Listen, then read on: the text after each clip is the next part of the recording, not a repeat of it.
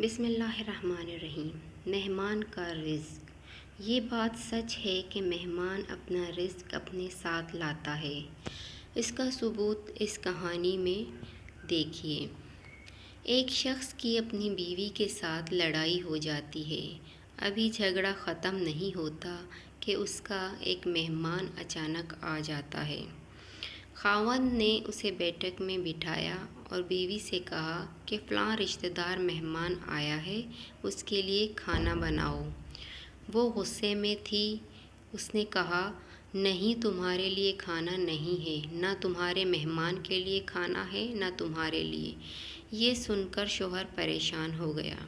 یہ لڑائی تو ہماری اپنی ہے، اگر رشتہ داروں کو پتہ چل گیا تو خواہ مخواہ کی باتیں ہوں گی، لہٰذا خاموشی سے آ کر مہمان کے پاس بیٹھ گیا۔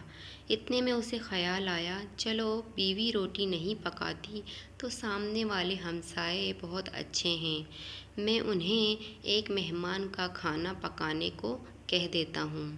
چنانچہ وہ ان کے پاس گیا اور کہنے لگا، میری بیوی کی طبیعت خراب ہے، لہٰذا آپ ہمارے مہمان کے لیے کھانا بنا دیجیے۔ انہوں نے کہا، بہت اچھا۔ وہ مطمئن ہو کر مہمان کے پاس آ کر بیٹھ گیا کہ مہمان کو تو کم از کم کھانا مل جائے گا، جس سے عزت بھی بچ جائے گی۔ تھوڑی دیر کے بعد مہمان نے کہا، ذرا ٹھنڈا پانی تو لا دیجیے۔ وہ اٹھا پانی لانے گیا۔ اندر گیا تو دیکھا بیوی زار و قطار رو رہی ہے۔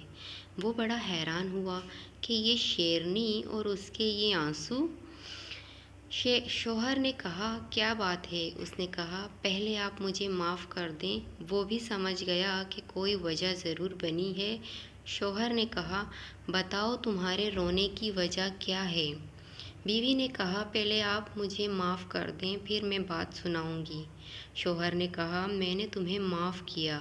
اس نے کہا، جب آپ نے مہمان کے لیے کھانا بنانے کو کہا اور میں نے کہا کھانا نہیں ہے، تو میں نے سوچا لڑائی تو ہماری ہے، ہمیں مہمان کے سامنے پول نہیں کھولنا چاہیے۔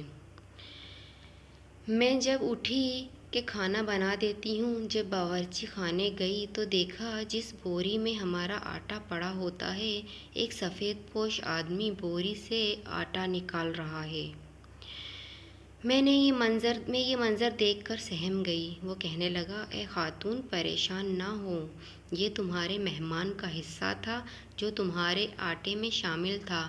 اب چونکہ یہ ہمسائے کے گھر ہی پکنا ہے، اس لیے وہی آٹا لینے آیا ہوں۔ اس واقعے سے یہ سبق ملتا ہے کہ مہمان بعد میں آتا ہے، جبکہ اللہ اس کا رزق پہلے بھیج دیتا ہے، اور مہمان کو کبھی بوجھ نہیں سمجھنا چاہیے۔ کیا پتہ اس کی برکت آپ کو رزق دیا جا رہا ہے، اسی کی وجہ سے آپ کے گھر میں نعمتوں کی بارش ہو رہی ہے۔